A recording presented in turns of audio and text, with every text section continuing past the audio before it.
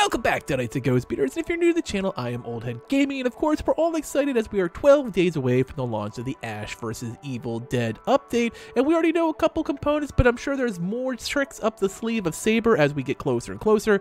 We know that Ruby is coming in as a leader, and we know that Pablo's Facebook skin is going to be available. But what else do you think this game really needs? As we're going into 2023 and about to end January and closing in really on the 1-year anniversary May 13th, there's a couple of things in my mind this game really needs to take a next step forward, especially with a slew of brand new ASIM kind of coming up in the rear view mirror, like Texas Chainsaw Massacre, Killer Clowns from Outer Space, Carnival Hunt. There's a lot of really cool ASIMs that are lurking in the background that are going to be coming out this year, and this game really needs to take a huge step forward. And I think these are things that could really help the queue problems. And I'm going to break down 5 things that I think this game really needs to become a better top-tier game, even though I really love the game and I play it all the time.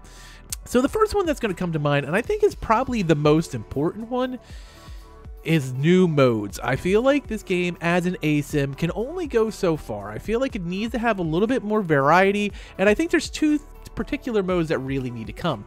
Now, the first one I was actually really excited for, and when the Evil Dead Rise trailer dropped, Saber came on with a big announcement of Horde mode for World War Z, and I think that is one of the things we really need for this game, just waves of demons, and then at the end of that demon wave you get the boss, and then the next one like Puppeteer comes, and then you get Elagos, and then Henrietta's minions come and you get Henrietta. Like, just keep rotating. I think that would be a really awesome mode. Also, it should be okay to be an AI survivors versus an actual human demon. For those who want to learn to play demon better, they can go against AI survivors. We can do it the exact opposite way as an AI demon. Why not flip the switch? So that's the first one I think really needs to come.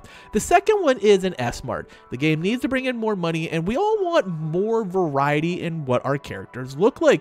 I'm sick of making every video of David with him in just his jean shirt. Like, come on, give me some options. Give me some either monthly or bi-weekly skin updates, and these characters can look different, have some cool stuff, even if it's all original stuff, even if it's not stuff from the series or stuff from the movies.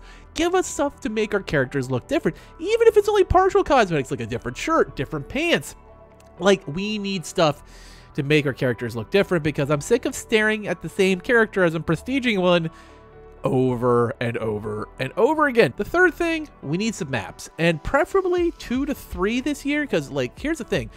When the game dropped, it was supposed to have 3 maps. Kandar was supposed to be included. It was late. It didn't come until the Army of Darkness update, and that's the only additional map we've gotten so far. And let's be honest, just like looking at our characters being the same all the time, playing the same 3 maps over and over and over again gets tremendously monotonous, and I think these are another thing we need to address.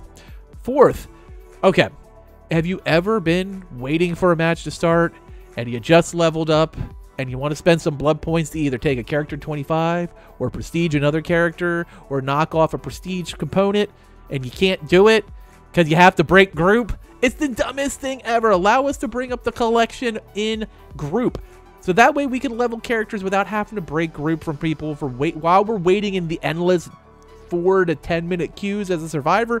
We can dump our spirit points if we want to. That is something we absolutely should have had at launch, and we should get this year.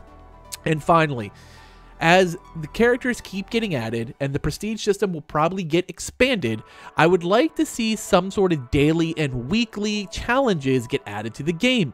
Now, if you've ever played a game like Dead by Daylight, you get daily rifts.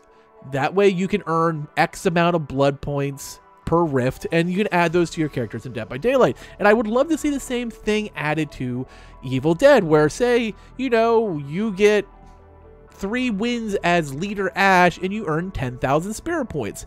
Easy peasy. It allows you to play other characters, kind of gets people off their main all the time. There's an opportunity to score some free spirit points. Add those to prestige characters, or linking characters to level 25 or 45 that you haven't gotten to, especially as they're going to be adding new characters in Season 2.